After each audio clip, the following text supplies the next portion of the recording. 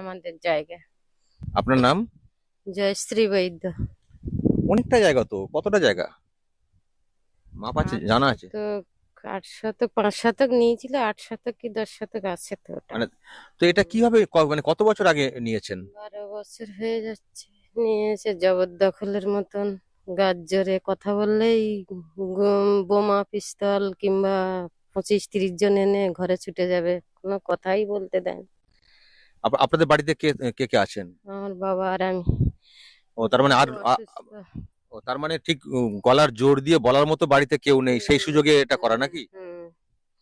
দর্শক দেখুন, একটা দেখিয়ে দিই, অনেকটা জায়গা ইনাদের রয়েছে, অনেকটা জায়গা রয়েছে, এবং সেটাই মানে পরিষ্কার বুঝতে পারছি যে যেহেতু তারা দুর্বল আওয়াজ তোলার দিক দিয়ে, অনেকটা জায়গা তাদের যেহেতু রয়েছে, চলো একটু ঝাঁপিয়ে পড়ে একটু দখল করে নিই। মানে মানে দখলটা করলেন কি করে, প্রথমে শুরুটা কি করে হলো? প্রথমে এসেছিল জায়গা নেবে, টাকা পয়সা দেবে, কোনো কিছু দেয়নি। পর পর পিস্তল বোমা দেখায় সব সময়।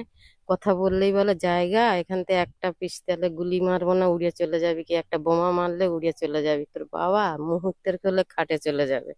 নদীর ধারে এইসব। মানে হুম, প্রথমে জায়গাটা কিনবো বলে হুম, এলো, হুম, তারপরে টাকা চাইলে বলছে হুম, গুলি মেরে দেবো। হুম। আর আপনারা কি তারপর একটা সময় পেরে জায়গা কেন ওঠেননি? না, তারপরে তার কথা বলার নেই, পরপর একদম পরিস্থিতি খারাপ। কি কে কে কাকে থাকেন এই বলবো বাড়িতে? কাকে যায়।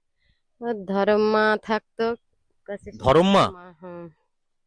ধরম মাই থাকে, এখন নেই, ভাঙার পরে ভাঙচুর করেছিল পাবলিক। ভাঙার পরে চলে গিয়েছিল, আবার এসছে। মানে ওয়াইফ ওদেরই এখানে যেতে আসেন নাকি? বলছে।